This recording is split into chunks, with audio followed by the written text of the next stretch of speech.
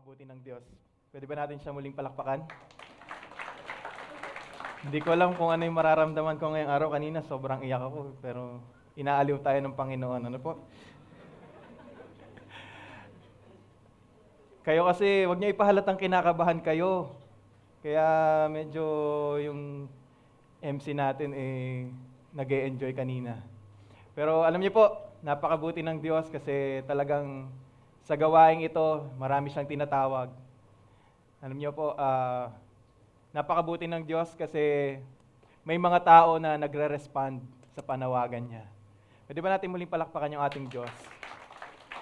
Nakakatuwa po na marami sa atin, lalo na sa mga kabataan, yung talagang tumutugon sa tawag ng ating Panginoon na maglingkod sa Kanya.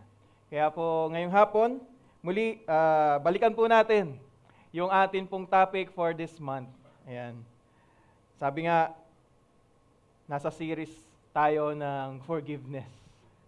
And this is our part 3. Ano po? At yung tatalakayin po natin for this day, for this afternoon, is all about, sabi dyan, the culture of reconciliation.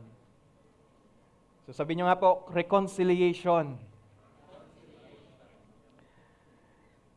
Sangayon po sa sinabi sa 2 Corinthians 5:18 na binasa po ng ating MC kanina, napakaganda po ng sinabi ng ating Panginoon. Sabi dyan, all this is from God, who through Christ reconciled us to Himself and gave us the ministry of reconciliation. That is, in Christ, God was reconciling the world to Himself and not counting their trespasses against them, and entrusting to us the message of reconciliation. So alam niyo po mga kapatid, we've been talking all about forgiveness this past few weeks. Palagi natin nababanggit, magpatawad, mag-forgive. So, tama lang na sabihin na natin na naumpisahan na natin yung gusto na ipagawa sa atin ng Diyos. Yung plano ng Diyos. He gave us the ministry of reconciliation. And forgiveness is the start. Sabi nga dyan, forgiveness is just the first step. Sino dito yung mga nagpatawad na this past few weeks? Kung nagpatawad na kayo, congratulations. Nagawa niyo na yung unang step. So, tayo mga kapatid, we have to always think about yung binasa natin kaninang reconciliation. If forgiveness is just the first step, no? Then reconciliation is our goal. Sabi diyan, if forgiveness is the healing of a wound, kung ang pagpapatawad ay paghilom ng isang sugat, the reconciliation is the restoring of relationship. Kala natin mahirap na yung magpatawad, mas mahirap pala mag-reconcile. Kasi parang sinasabi dito that forgiveness is healing the wound. Pagpapagaling ng sugat, paggamot ng sugat. Pero yung pag-restore ng relationship between dun sa nasugatan at nakasugat, trabaho pa rin pala natin ito. So, sino kaya ang kakasa sa challenge? No? Paano ba yan, Pas? Kasi ang hirap na talaga ng forgiveness eh. Meron pa palang kasunod yon. Ba't naman ganun?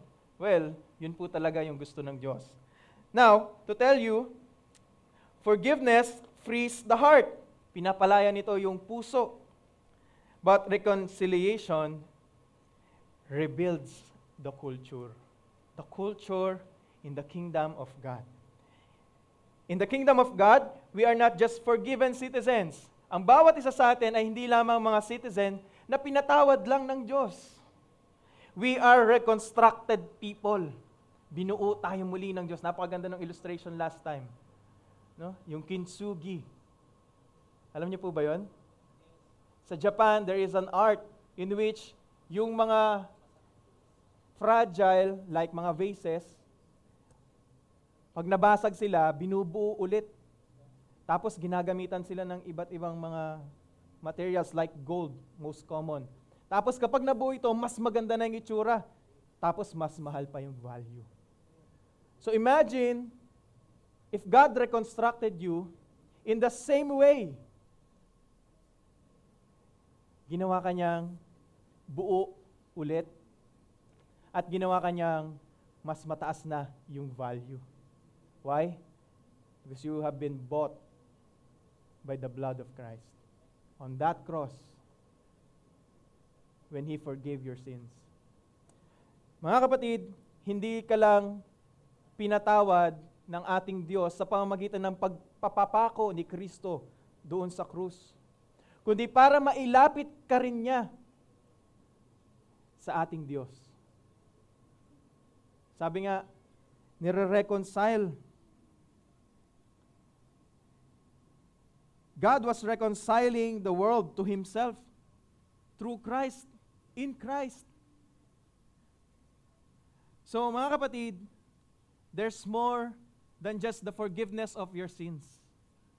Yung ginawa ni Jesus Christ is not just mere forgiveness or pagbayad sa mga kasalanan na ginawa mo, kundi para maipanumbalik yung relasyon mo sa Diyos na nawala dahil sa kasalanan.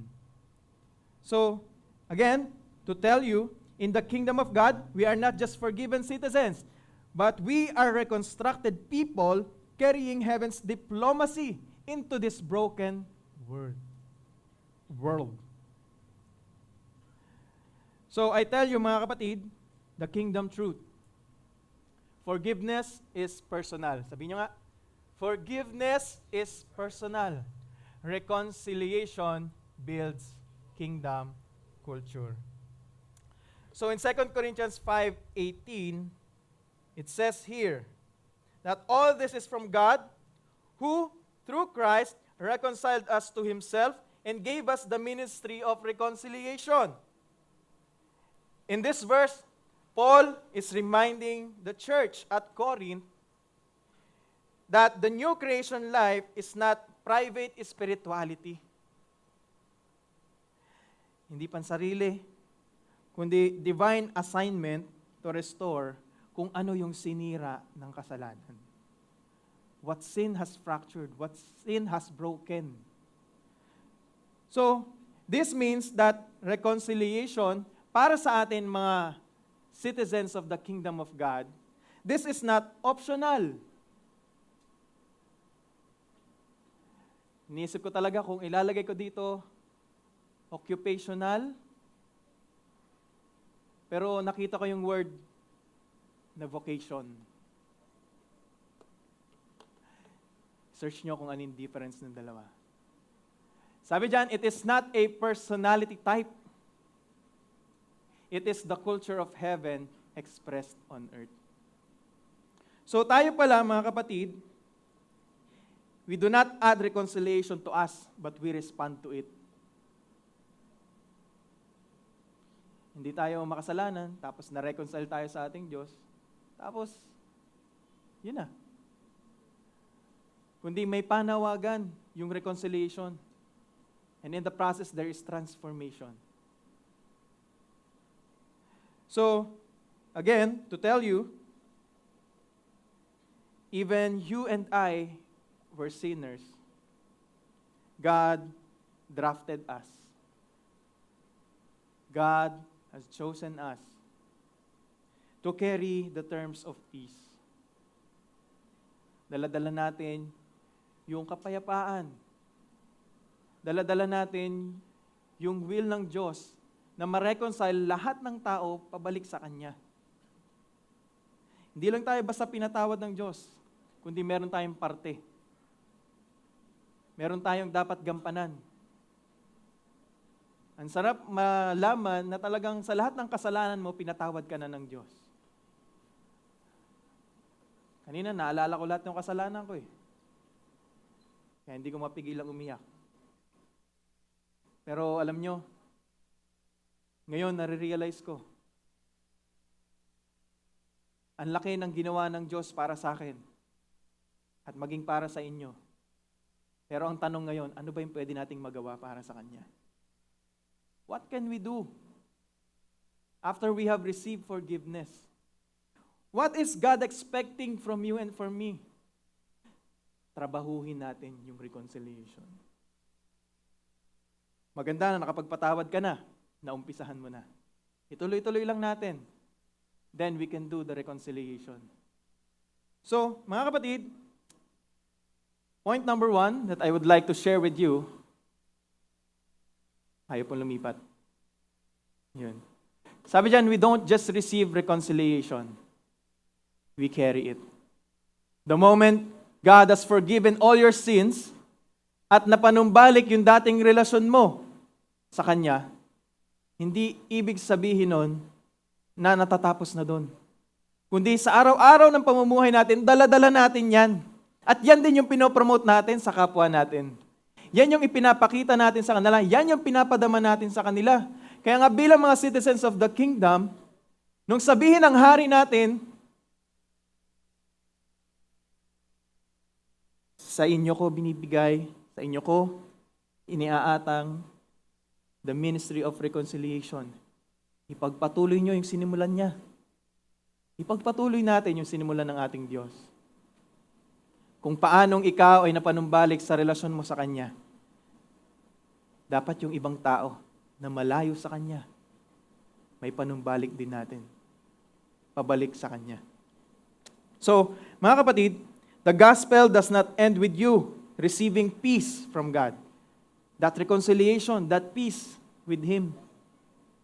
Kasi dati kanyang kaaway eh. Isa lang ibig sabihin nito, dun pa lang magsisimula. Yun pa lang yung simula. Kapag na-receive mo na, that reconciliation, umpisa na ito ng trabaho natin. Ephesians 2:14 says, "For He Himself is our peace, who has made us both one, and has broken down in His flesh the dividing wall of hostility." Now, Paul is explaining that what Christ did is He tore down the wall dividing the Jews and Gentiles. Para saan? To form a single, reconciled humanity.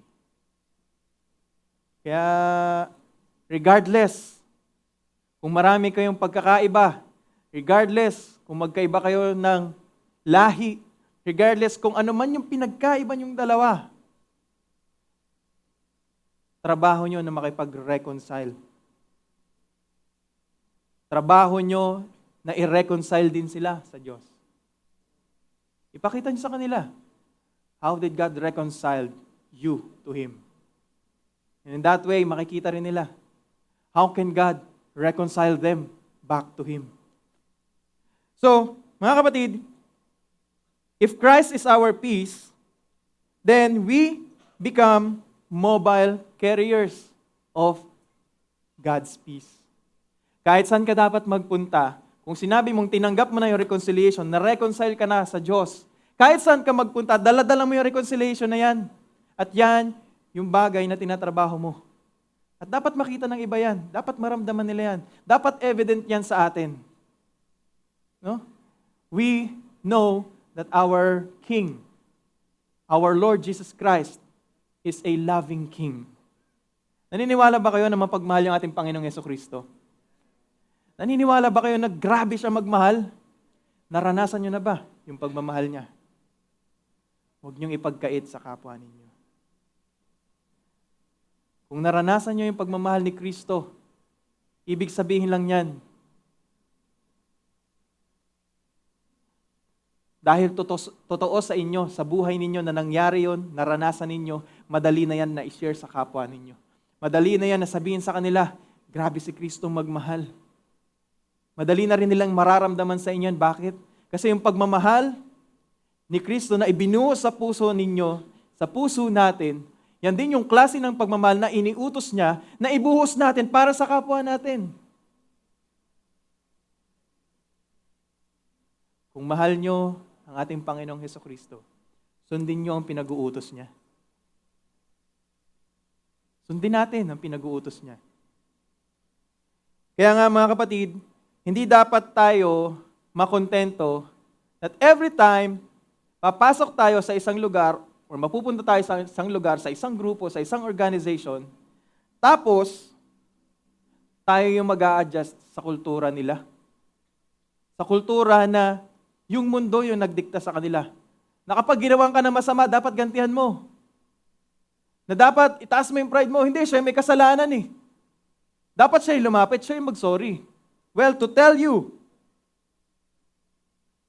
you are an ambassador of Christ. Amen. Ginawa ka niyang ambassador niya. It's no longer about you. It's no longer about your desire. It's no longer about your emotions. It's about the will of God na gusto niya na sundin mo. Kaya pag papasok ka sa isang kwarto, kapag mapapabilang ka sa isang organization, dapat ikaw yung nagpapasimula ng kingdom culture. At ano yung meron sa kingdom culture? There is forgiveness and there is reconciliation. Kaya kung ikaw yung, halimbawa, nasama ka sa grupo, tapos ikaw pa yung taga-simula ng gulo, well, hindi ko alam kung kaninong culture yan, dala-dala mo. Isipin lagi natin, how can we represent Christ every time? Sinabi natin, dala-dala natin yung reconciliation. Kaya dapat kapag napasok tayo sa isang grupo, tayo nag-uumpisa. Tayo yung nagpapasimula. Hindi yung ikaw pa yung nagpapaulot. Ano yung papaulot? Ikaw yung, ano bang term sa ibang ano na? Parang ikaw yung pinag-aaway mo, pinagsasabong mo yung mga kasama mo. Ba't mo naman ginagawa? Masaya kasi silang panoorin pag nag-aaway na sila eh. Parang nanonood ng sine. Pero ang totoo mga kapatid, you're not doing the will of God if you're doing that. Ang gusto ng Diyos, kung saan ka naroroon, there is peace, there is reconciliation, there is forgiveness. So, mga kapatid, tayo ay ambassador ng ating Panginoong Hesukristo. We're not reactors. Hindi tayo nag-a-adjust sa kultura ng mundong ito. Ngundi tayo dapat yung nagdidikta ng magiging kultura dito, base sa kalooban ng ating Panginoon. So, to tell you, yan, nakikita niyan, mailman. Dala-dala ninyo yung mensahe ng Panginoon, the ministry of reconciliation. Hindi man ikaw yung nagsulat ng letter, pero ikaw yung nagdi-deliver niyan. Dapat maunawaan mo yung trabaho mo. Do not invent peace. We just deliver what heaven already wrote. Kung ano yung mensahe ng ating Panginoon, kung ano yung mensahe ng reconciliation, kung paano natin yan tinanggap sa ating Panginoon, yan din yung ibigay natin sa kapwa. Imagine, ang dami mong kasalanan pero pinatawad ka ng Diyos. Tapos pagpasok mo sa organization, ibang klaseng peace, ibang klaseng reconciliation yung gusto mo. Yung reconciliation na alam mo sa isip mo. Your idea of peace. Na kapag maayos ka sa akin, saka lang kita patatawarin. Pag nag-sorry ka lang, saka imagine, ano kaya magiging itsura ng mundo kung lahat tayo ganun yung kultura natin? Hindi siguro matatapos itong gera. Do you know that the World War started with just a small conflict? Though it may cost human lives, pero imagine if those people only forgive one another, if they reconciled, wala sanang 100,000 o sabihin na nating milyon na tao ang namatay during the war. If only. Pero I know that that is part of God's plan. And He is doing that, He is allowing that to happen because He has a greater plan. Kaya nga ngayon mga kapatid, no? Sinasabi sa atin ng ating Diyos, kung tinanggap mo yung reconciliation that comes from God, then, sa pamamagitan mo, someone should be reconciled. Naintindihan niyo po ba ito, mga kapatid? Kung tinanggap mo yung reconciliation, ikaw ay na-reconcile back to God, dapat sa buhay mo, meron din mga tao na nare-reconcile to one another and also within them or between them and God. Yun yung mas important. kung ano yung tinanggap mo sa Panginoon, the reconciliation, that is the same reconciliation na ibabahagi mo sa iba. Yun din yung ibibigay mo sa kanila. Yun din yung ipapaalam mo sa kanila. Now, point number 2. The world divides, but the kingdom restores. Yung mundo ang gusto, division eh. And because of sin, nagkaroon talaga ng division. Nagkaroon tayo ng separation. Separation of that relationship between man and God. At hanggang ngayon, mga kapatid, yan pa rin. Yung karamihan sa atin, yan pa rin.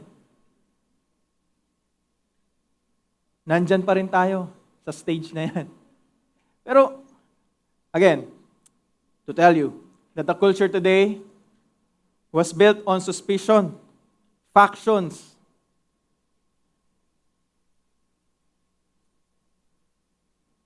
division. Pero alam niyo po, sa kaharian ng Diyos, it really counters what we have already knew. Because in the kingdom, it restores what the world tears apart. Nakakita na ba kayo ng isang bagay na nasira? Meron kayong laruan before na nasira? Ginusto nyo ba itong buuin ulit? Ginusto nyo ba ito na kapag nabuo nyo siya, mas maganda pa kaysa dun sa brand new condition niya?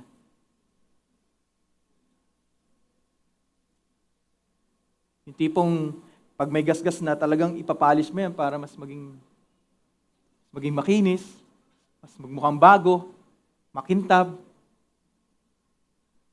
Well, mga kapatid, kung naranasan mo na yon, the same desire,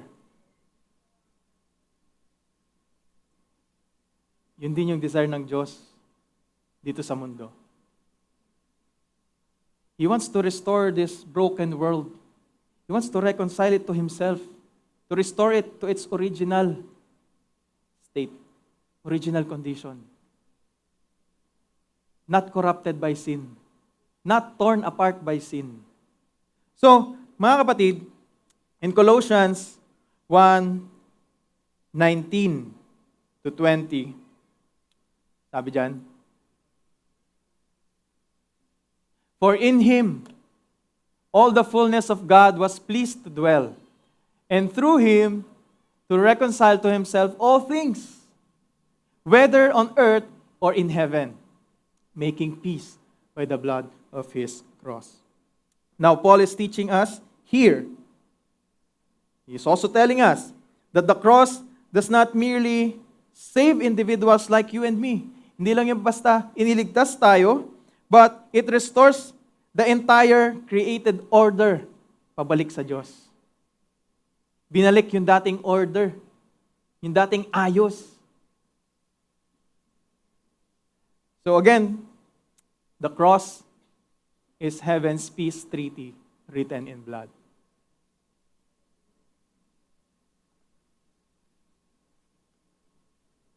Yung krus kung saan namatay ang ating Panginoong Hesukristo,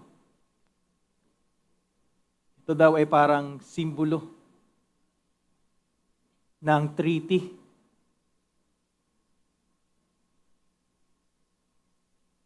Ng heaven.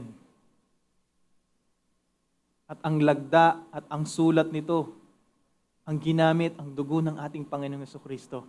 Para may sakatuparan itong treaty na to, mga kapatid, Jesus Christ has to bleed and to die.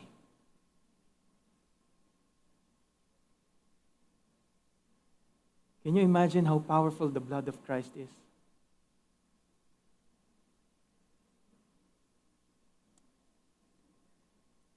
To tell you the difference.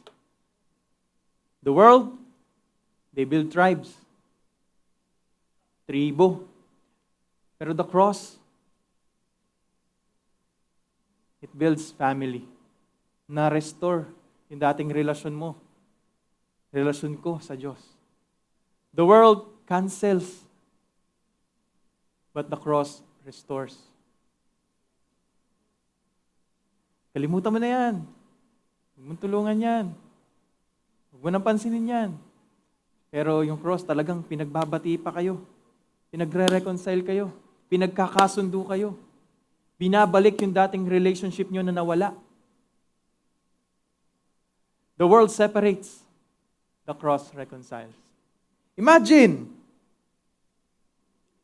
mga kapatid, na kung kayo makaranas kayo ng division, I don't know, whether in your family, within your friends, circle of friends, within your classmates, within people those people who are very important to you. Kapag ka na-divide kayo, tapos pakiramdam nyo parang normal lang sa inyo, there really is something wrong. Sabi nga, if division feels normal to you, you are discipled more by the world than by the kingdom. So, kung pinatatagal mo yung conflict, tapos pinalalaki mo pa minsan, akala mo kasi yung pag-iwas talagang makakatulong sa'yo. Pero ang totoo niyan, mga kapatid, pinalalala mo lang yung problema. Pinatatagal mo lang yung dilema. So, evaluate yourself. Evaluate ourselves. Tayo ba yung tipo ng tao na kapag ka merong separation between our closest relationship, our most important relationship, if that feels normal, talagang we need to evaluate. We need to change something. Reconciliation is heaven's diplomacy. Point number 3. Paul says, God committed us to the message of reconciliation. Iniatang ng Diyos sa atin, binigay ng Diyos sa atin the message of reconciliation. So it means that in diplomacy, we speak not our own opinions, but the King's terms. Yung dala-dala nating mensahe, hindi yung mensahe na gusto natin, kundi yung mensahe na gusto ng Diyos. Bakit? Kasi binigay niya sa atin the message of reconciliation and we are diplomats. Tayo yung pinadala ng Diyos para mag-umpisa ng pakikipagkasundo, pakikipag-ayos. Kaya nga in Matthew 5:9, it says here, blessed are the peacemakers. Tanungin mo yung katabi mo, peacemaker ka ba? O troublemaker? For they shall be called sons of God. If you are one of those people who promotes peace, you will be called sons of God. Here, Jesus is teaching us that those who actively create peace at hindi lang basta kinikip ito o sinasarili na para bang yung peace ay isang ideya lamang sa kanilang isipan. You are marked as true children of God. Kapag ikaw ay yung tao that really promotes peace, yung hindi ka mapakali na kapag meron kang kaibigan na nagkaaway sila, hindi mo matiis na hindi sila ipag-pray. Hindi mo matiis na hindi gumawa ng paraan to reconcile para mapanumbalik yung dating relationship na wala.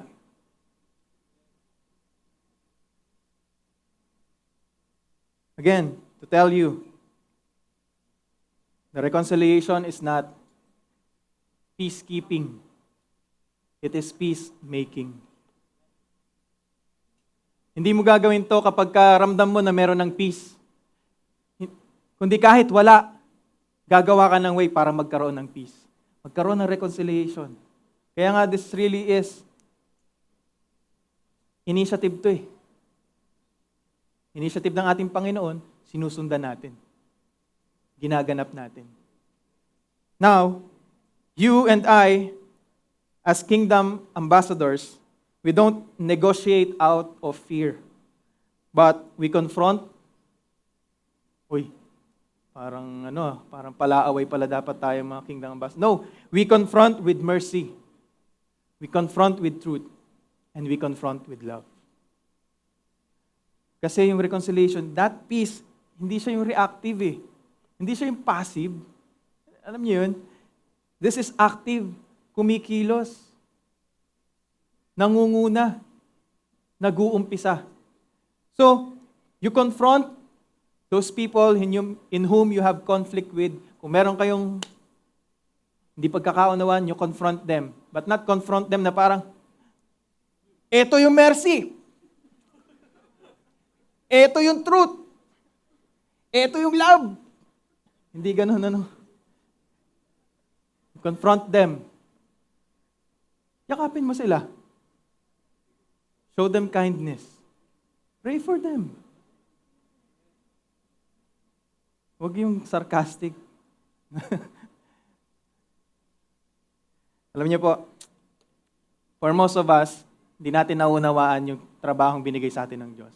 How many of you, ayoko sana itanong ko, pero this is really a great example. Sino sa inyo nakakita na ng sunog? Nakasaksay na kayo or naka-witness na kayo ng sunog? How many of you witnessed a firefighter, mga bumbero, na talagang sumusuong dun sa sunog para magligtas at para apulahin yung apoy? Meron na kayo nakita? Siguro naman. Kung nakakita kayo ng sunog, nakakita na rin kayo ng bumbero na sinusubukang magligtas out of that fire. Alam niyo po, mga kapatid, yan o. Yan. Yan yung trabaho natin bilang mga kingdom citizen. Habang yung iba tumatakbo palayo dun sa fire, palayo dun sa sunog, tayo sinusuong natin yan para apulahin natin at para magligtas. Yan yung trabaho natin. Hindi tayo inutusan ng Diyos na lumayo sa mga conflict.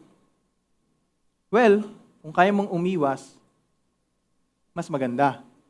Pero if there is conflict, ang unang-unang dapat mong gawin, try to find a way. Paano i-subside? Paano solusyonan? Paano i-settle? Now, to tell you, while others are running away from the flame, we, kingdom people, should run towards relational fires. Yung mga sunog sa ating mga relasyon with each other. Bakit? Kasi yung calling natin ay reconciliation. Apulahin lahat ng conflicts, apulahin lahat ng sunog. Iligtas natin yung mga apektado ng sunog.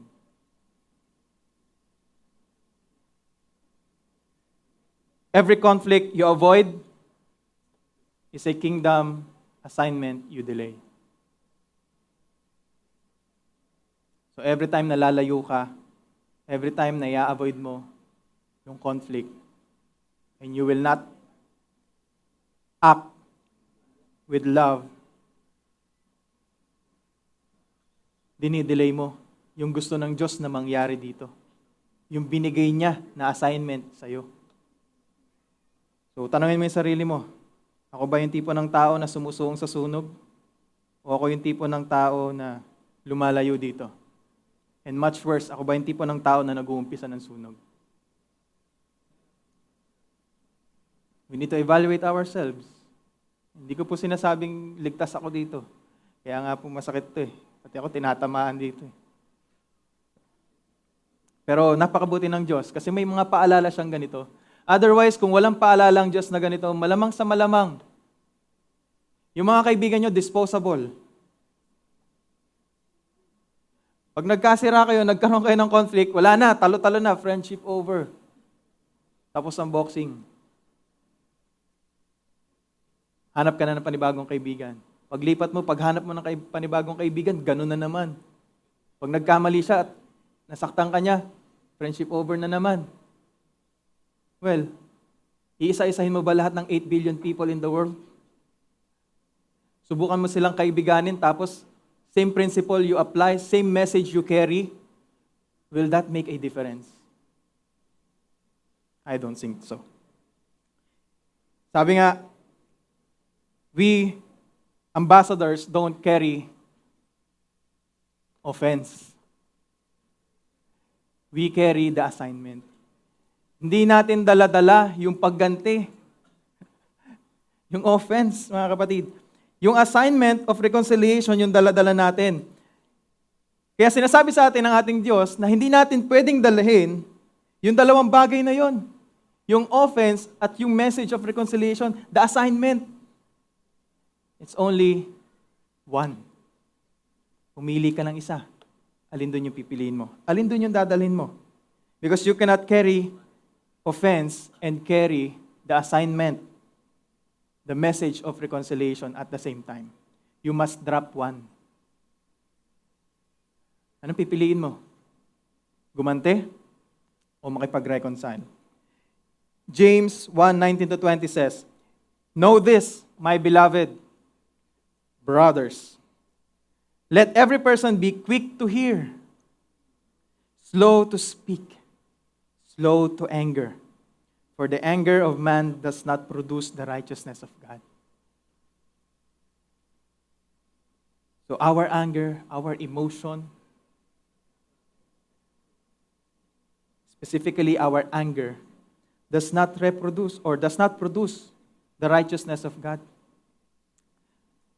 In here, James warns believers like you and me that our emotional reactions sa mga situations, it cannot accomplish God's kingdom purpose.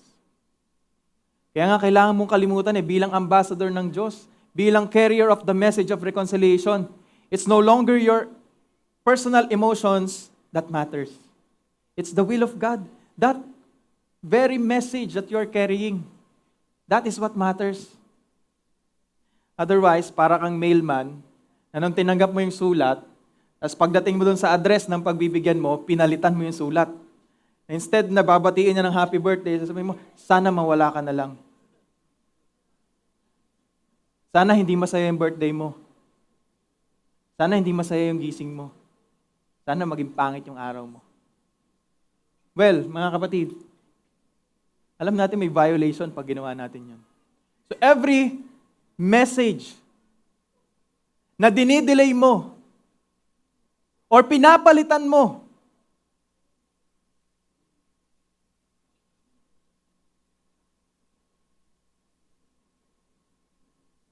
it impacts the reconciliation that God is doing. That God has entrusted sa inyo at sa akin. Imagine niyo, anong pakiramdam na hindi makarating sa inyo yung sulat? Na matagal nyo nang iniintay. Na matagal nyo nang kailangan. If you don't receive the message,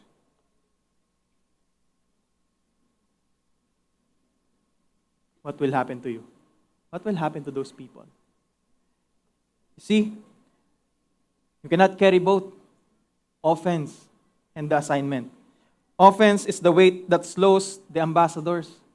Kaya kapag dala-dala mo yan, yung pagganti, retaliation, revenge, pag dala-dala mo yan, ini-slow down ka yan, yan yung humahad lang sa'yo para magampanan mo yung trabahong binigay sa'yo ng Diyos as ambassador. And your bitterness is the poison that silences the message.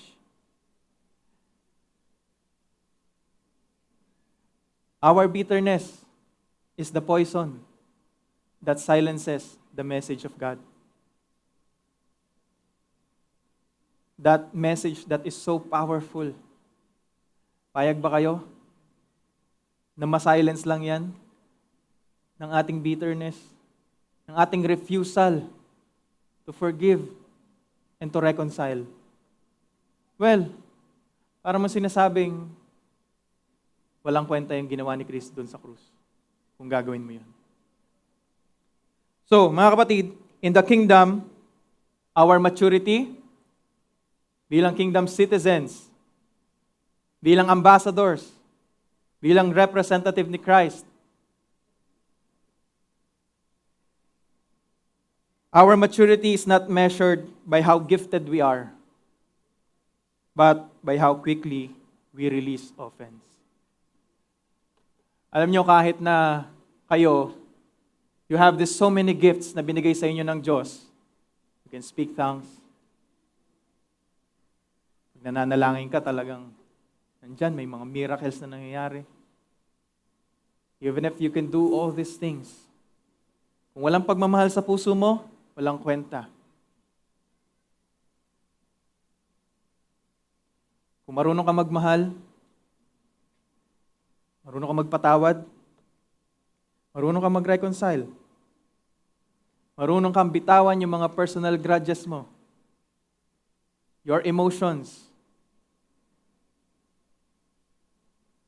then that will be the measure of how mature you are as a kingdom citizen and as a child of God.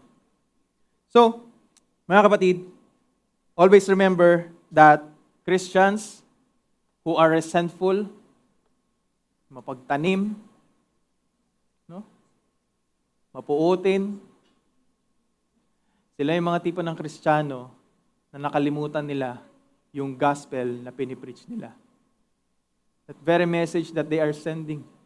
Parang, alam niyo yun?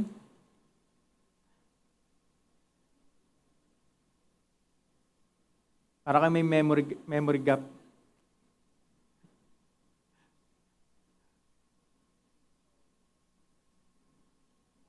Kapag hindi tayo nagpapatawad, kapag hindi tayo nagre-reconcile, para daw nating kinalimutan yung mensahe na tinanggap natin noon mula sa ating Panginoong Hesukristo.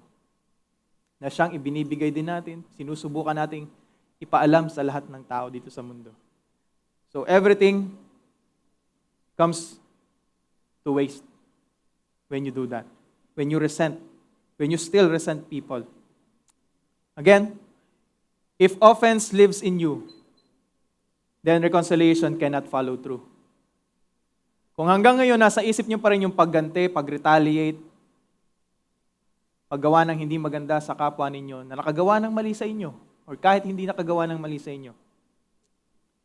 Basta hindi lang nag-sorry, hindi lang nanghingi ng tawad. Kung hanggang ngayon, hinihiling nyo pa rin yung pangit na mga pangyayari na pwedeng mangyari sa buhay nila, then reconciliation cannot flow through you. Sabi natin kanina, bilang kingdom citizens, we have received the reconciliation. We have experienced the reconciliation. But that same reconciliation must flow through you. Dapat maraming tao, maraming mga tao pa ang naabot ng bagay na naranasan mo sa buhay mo. So, pwede ba nating sabay-sabay na i-declare ito? I am an ambassador of reconciliation. My life helps repair what sin has broken.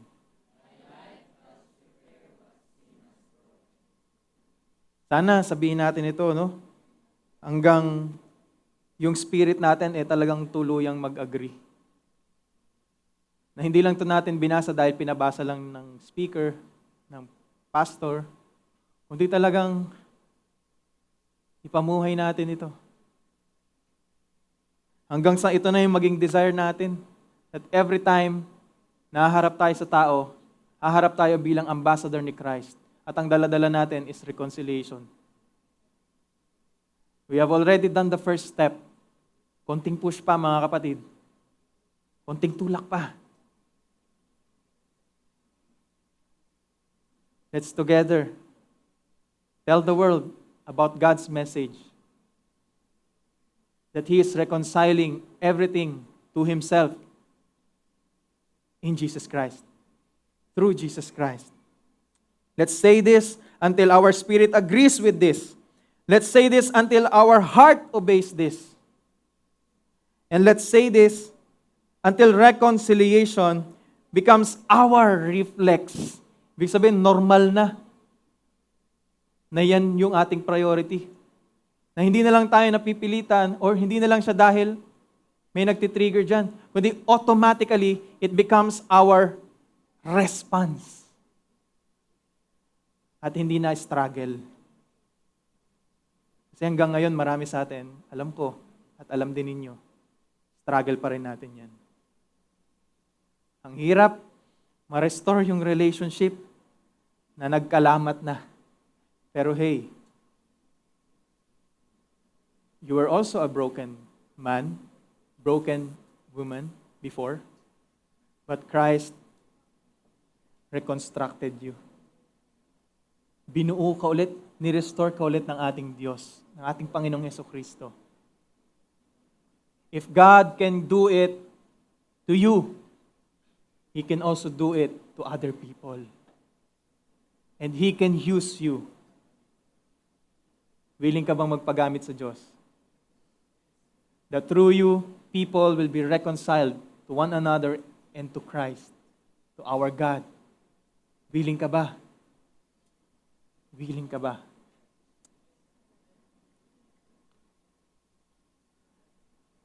Sana, dumating yung panahon na lahat tayo reflex na natin to.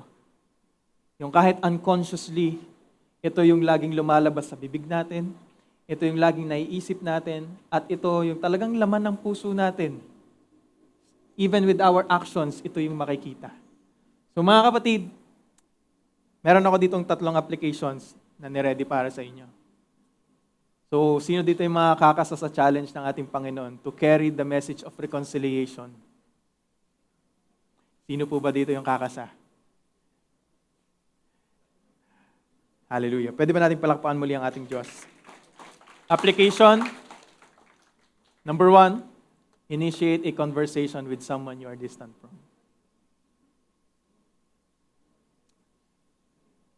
Naalala ko, nag-uusap-usap kami ng core group. Hindi ko na sasabihin kung sino, pero isa sa mga challenge, ito magandang challenge to eh. Kailangan nyo makipag-reconcile sa mga tao na naging malayo sa inyo or nasira yung relationship ninyo with him or with her. Kailangan umisip kayo ng tao at next week, pagbalik nyo sa meeting, kailangan may proof kayo na nakipag-usap kayo sa kanila. Tapos, kahit na sila yung may kasalanan, ikaw na yung mag-sorry.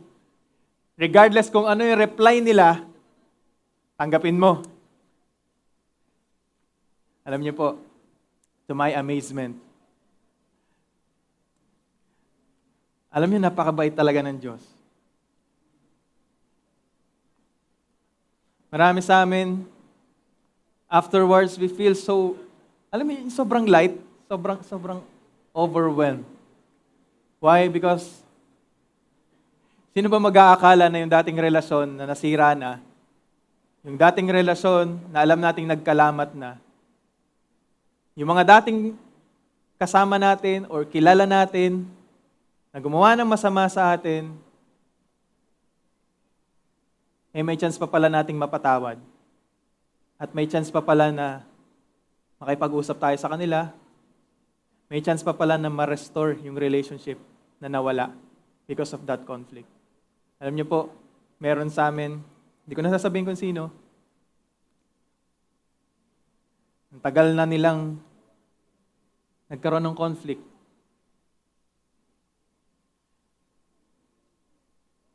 Pero nagawa pa rin yung patawarin.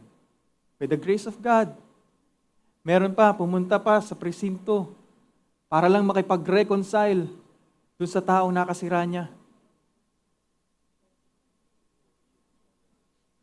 Ako, kung may pamasahe lang ako, sana pupunta ako ng China kasi taga-China yung yung nakasira ko. It's the reason why I resigned on my work. Yung supervisor ko. Kung nanonood ka man, I love you. Alam niyo, talagang sobrang iba yung ginawa niya eh. Talagang masakit para sa akin. Pero, I realized, sabi ko, tagal ko na siya hindi kinakausap. Alam niyo, nung nag-sorry ako sa kanya, parang nakakainis yung reply eh. Siguro kung ngayon nasa katayuan ko, ang reply niya parang yung tipong ikaw pa yung may kasalanan. Hindi, okay, ang ano niya, parang, hindi, okay lang yun.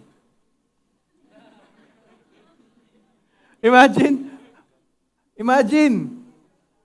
Pero sabi ko nga,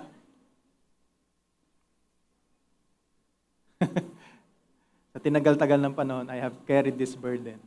Pero I have never felt so light after that moment. Na kahit na ganun yung reply niya, ako, I am relieved. I am blessed by the Lord na binigyan niya ako ng bigger heart. Thanks to the core group kasi talagang thanks din sa Lord kasi pinarealize niya yung ganitong klaseng challenge. Ano? Clap our hands to our God. I don't know kung sa inyo, sa circle of friends ninyo, nagkakaroon kayo ng ganitong klaseng challenge. Oh, sige, challenge tayo ha. Alala ko yung sabi ni Sir Jasser, pabilisin magpatawad. Tapos kahit sabi niya, kahit suntukin niyo ako ngayon, pwede ko kayong papatawarin. Pero hindi ko nagagawin yun kasi baka nga tutuwanin ninyo. Minsan, yung mga ganitong challenge yung masarap gawin. Natry niyo na ba to? Try niyo. Initiate a conversation with someone you are distant from, in whom your relationship was broken. Yung nasirang relationship, try nyo, kayo naman yung mag-initiate. Kahit na sila yung may kasalanan sa tingin ninyo, well, di mo naman pwedeng sabihin sila lang yung may kasalanan kasi may participation ka rin. So in essence, may kasalanan ka rin naman. Pero initiate a conversation with them. Try to reconcile with them. Why? Because this is God's will. This is what God wants. Reconciliation, sabi nga, requires movement. Someone must take the first step. So kung hindi yan gagawin ng the other person, ikaw ang gumawa. Kung hindi niya kayang gawin yan or wala talaga siyang intensyon to take the first step, it must be you who should take the first step. Who should initiate. Alam niyo, sa krus, dun sa krus ng Kalbaryo, mga kapatid, hindi inintay ng Diyos na magsisi lahat ng tao para magpapako siya. Ginawa ng Diyos, ang ating Panginoong Jesucristo. Nagpapako siya. Kahit hindi ka pa nagsisisi. Why? Ginawa niya yung ipinag-uutos niya sa atin. Initiate. Do the first step. Number 2, ask forgiveness where needed. You and I, as Kingdom Ambassador, dapat hindi tayo proud, not too proud to admit na meron tayong nagagawang mali. Kaya nga napakaganda, alam nyo before, very enlightening with the core group. Alam nyo, talagang we're so blessed kasi nakakapag-usap kami ng mga ganitong bagay. We're so enlightened to know na every time na merong conflicts, alam nyo, yung naitanim at na-train din namin sa mga sarili namin. Though hindi naman namin to every time nagagawa, pero at least binigyan kami ng Lord ng idea on how to handle conflicts. Alam niyo yung sinasabi, ang naituro, ang naibigay sa amin ng Lord na wisdom, always evaluate yourself first.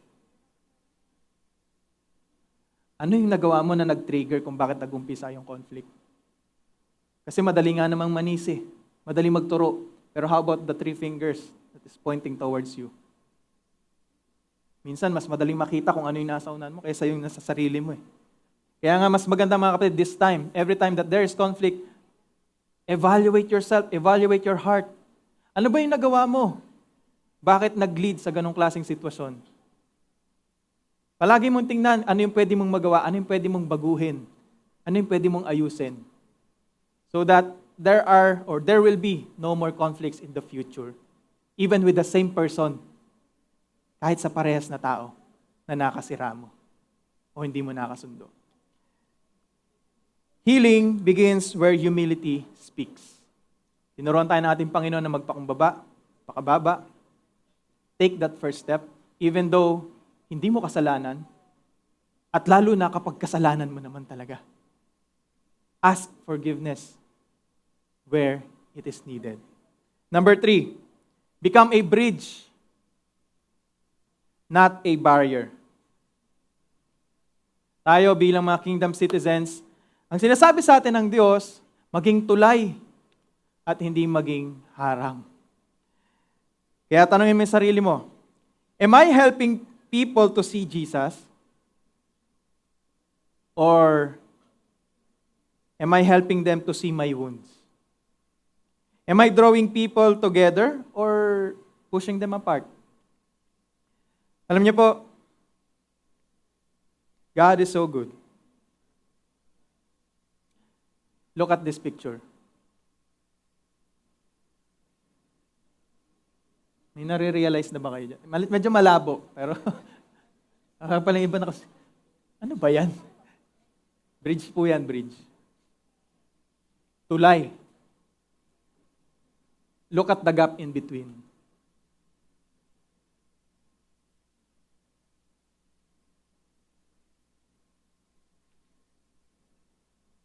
Yan yung mission mo. Na yung dalawang bato na yan, pag-ugpungin mo. Or pag-connectin mo. Kaya dapat maging bridge ka, hindi barrier. Huwag mo lalong palakihin yung gap between them. Huwag mo lalong gawing imposible yung pagitan. Huwag mong palakihin. Kundi dapat i-connect mo. No? A bridge stands in the middle. Lagi kang gigitna. Suspended between two sides. Kaya ang trabaho mo mga kapatid bilang bridge, nandiyan ka sa gitna, ikaw ang tagapagitna, tapos ikaw ang magko-connect, ikaw ang magre-reach out from the middle to here, from the middle to here. Hindi pwedeng isang side lang. Ang pangit naman yan, hindi bridge yan, pagkalahati lang. Isa lang yung what more, lalo na kung ikaw yan. Kung ikaw man yan, tapos siya yon, dapat ikaw yung maunang maglatag ng daan. Ikaw maglatag ng bridge. Hindi yung iintayin mo na siya yung gumawa ng bridge para makapunta sa'yo. So, ang utos sa atin ng Diyos, we initiate, build a bridge, not a barrier. And this is the ministry of reconciliation, mga kapatid. To tell you, that reconciliation is not a church program, but it is a kingdom culture. Ito yung makikita mo sa kaharian ng Diyos. Ito yung palagi mong mararanasan kung ikaw ay nasa kaharian ng Diyos. It's not an event. Hindi siya pangyayari, kundi it is your identity. It should be who you are. The message carrier will also become the message. No? So we do not simply preach reconciliation, but we embody it. Pamuhay natin. So kapag nakita niyo dyan si Pastor Vince na nakikipag-away, ops, sir. Naalala mo yung bridge? Dapat makipagbati ka. Kung hindi, ampasing kita ng bridge dyan eh. Dapat ganun ano? Ops, wait lang. Pag-usapan natin na maayos. Baka pwede nating maayos to sa maayos na paraan, sa maayos na usapan. Hindi nyo kailangan magsakitan. Hindi nyo kailangan magsalita ng masama against each other. We can find common ground. Goal mo na maging bridge, not a barrier. Because when people are reconciled,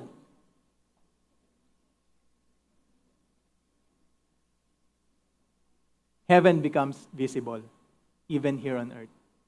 Why? Because we're bringing the culture of heaven here on earth. Sa langit, di ba? Walang away dun. Kaya nga si Satan, tinapon eh. Kasi naghahamon eh. Di ba? So kung ayaw mo itapon, huwag ka magamon. You carry the message of reconciliation. This ministry, God placed in my hands, in your hands, in our hands. Hindi bukas, kundi ngayon mismong araw na to. Do not delay it. This is not also for the mature only. No? Hindi to yung i-expect nyo sa mga elder. Dapat yung mga elder lang yung gumagawa nito, ng reconciliation. Hindi. Kung tinatawag mo si Kristo bilang iyong hari, then this is also for you. This is also God's message that He wants you to carry. Your life must help repair what sin has broken. And this is the culture of reconciliation. This is the culture that you will find in heaven. This is the culture that you will experience in heaven. So why wait for heaven if we can bring this culture here on earth? Now, today. Not tomorrow, not next week, not next month, And definitely not next year, but today. Today and today. Let's all stand up.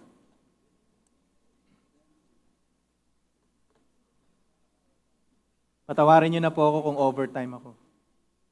Pero glory to God, mga kapatid. This message has been long overdue.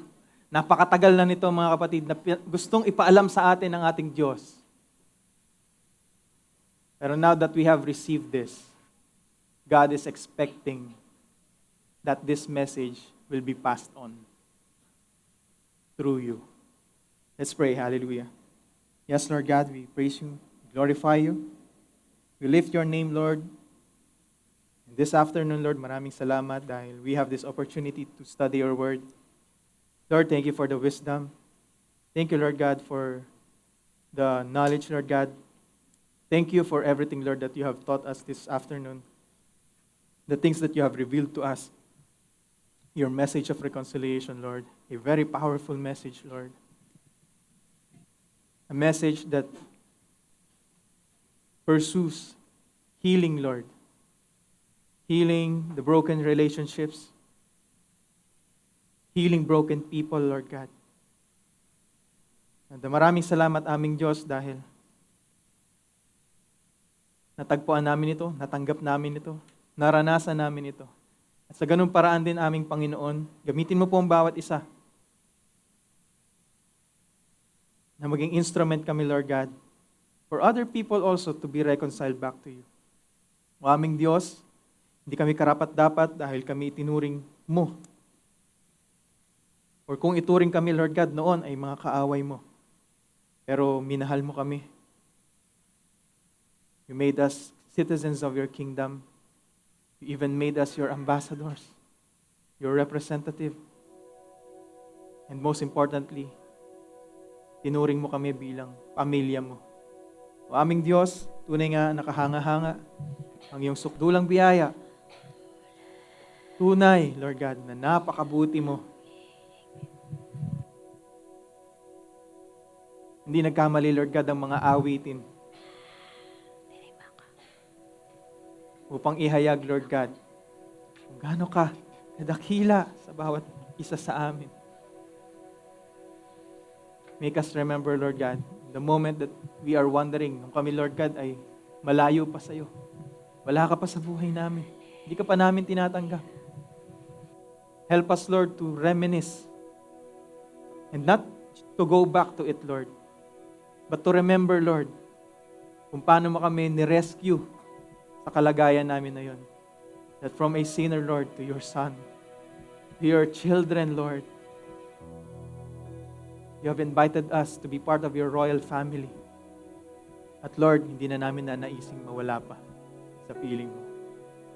Kaya Panginoon, tulungan mo pong bawat isa na maging instrument, Lord, of reconciliation, to become your representative that brings heaven's culture here, the culture of reconciliation, the culture that initiates the restoration of relationship, the culture that doesn't wait for the other party to move.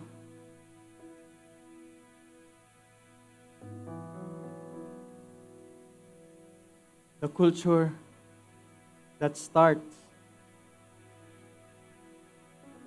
the restoration, the reconciliation. Aming Diyos, alam po namin na magiging mahirap ito. Lalo na kung sa aming kalagayan. Dahil marami po kaming kahinaan.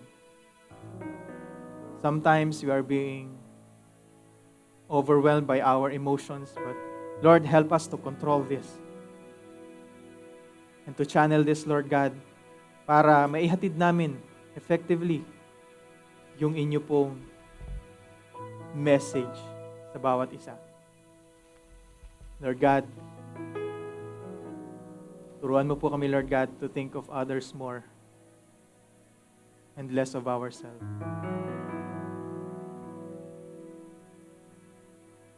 To apply selfless love and not self-love. Aming Diyos, Matid po namin na kami po ay maraming beses na nadapa, nagkamali, nagkulang sa iyong harapan. Pero your love really overwhelms us, Lord. Mas malalim pa ang pagmamahal mo, Lord, kaysa sa kahit anong kasalanan namin, kahit pagsamasamahin pa. Kaya, Lord God, help us to embody the love that you have given us, the love that you have showed us, the love that you have poured out in our hearts, Lord. Upang maranasan din ng ibang tao, Lord, kung gaano kasarap na merong Diyos na nagmamahal sa kanila. Alam namin, Lord, that you have a great plan. You have your original plan to restore everything back to you. Lord, sana tulungan mo kaming maging parte ng plano.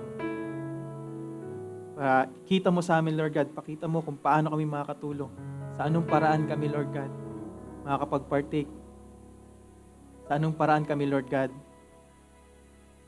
pwedeng kumilos upang mas mapabilis ang restoration ng mundong ito. Pabalik sa iyo. To reconcile all things to you, Lord. Through Christ,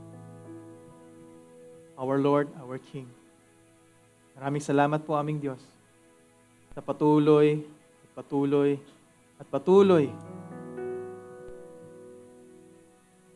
na pagmamahal sa bawat isa sa amin. Lord, alam namin hindi madali ang ginawa ng aming Panginoong Hesukristo.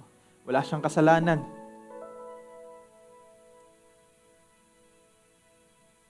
But, by remembering what He did, Lord, bigyan niyo po kami ng lakas ng loob. Bigyan niyo po kami, Lord God, ng desire, Lord, na kung ano yung ginawa niya, yun din po yung magawa namin. Na masundan namin, Lord God, kung ano man yung mga bagay na sinumula ng aming Panginoong Hesukristo. Maipakita rin namin ito, Lord God, sa bawat isa. Alam namin, aming Diyos, that even the greatest conflicts, Lord, here on earth, can be resolved. Kahit yung pinakamatagal na, kahit yung pinakamalala, Lord, kahit yung pinakamasakit, Lord, alam namin na wala ito kumpara sa pagmamahal na meron ka. Kaya, Lord, every time we look at the cross, every time we remember the sacrifice of our Lord Jesus Christ, help us also, Lord, to remember that we can also do this through Christ, who gives us strength, who gives us, Lord,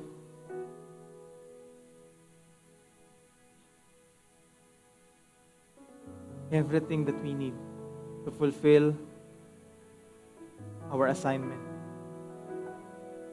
Lord God, maging daan nawa ang ministry mo na ito upang maipakita sa lahat ng tao na there is no reason, Lord, para mag-away-away, para magtampuhan, para magkasamaan ng loob. Because, Lord God, gamitin niyo po ang ministry na ito to show other people that we can be reconciled. That even the most broken relationship can be restored. O Diyos, binibigay namin sa iyo lahat, tinataas namin sa iyo lahat ang aming mga baggages, even the persons, Lord God, na hanggang ngayon di pa namin napapatawad.